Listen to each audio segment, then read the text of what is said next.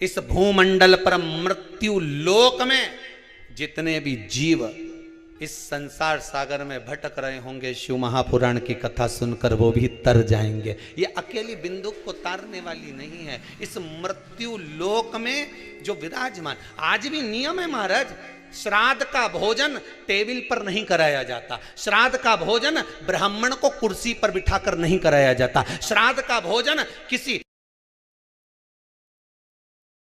जाता। श्राद्ध का भोजन आज भी प्रमाण है कि ब्राह्मण के लिए भूमि पर आसन लगना चाहिए और जमीन पर बैठकर कराना चाहिए। तब क्यों?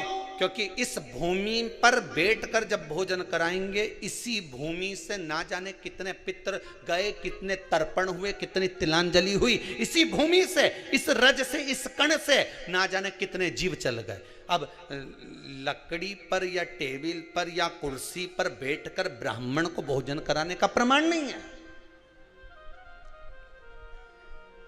अब आपका फैशन ज्यादा हो गया तो बात दूसरी है। पंडित जी ऊपर बैठ के खा लोगे क्या? पंडित जी तो बोल देंगे अच्छा है, खिला दो।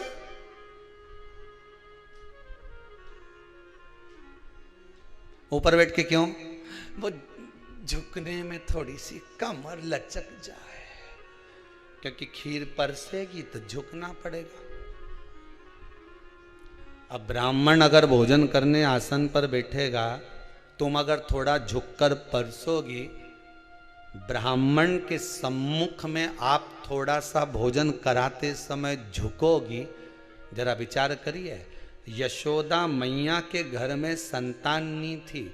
यशोदा जी श्रावण के महीने में श्रावणी करने आए हुए ब्राह्मण को मात्र खीर परोसने के लिए गई थी।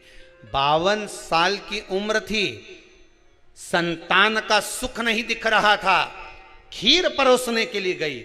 उतनी देर में ब्राह्मणों ने देखा इनके घर में संतान नहीं है, पुत्र भव कह दिया। और यशोदा जी के पति श्री नंदराय जी कह रहे हैं कि बाबा मैं 60 का या 55 की, बाल हो गए धोले और तुम कह रहे हो पुत्र होगा।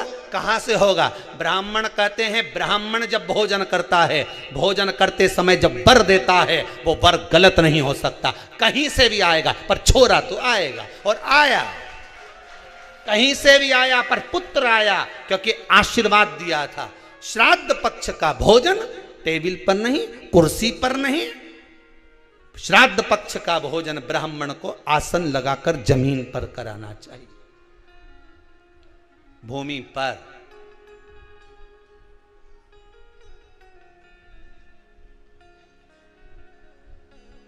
अब आजकल के ब्राह्मण भी थोड़े नीचे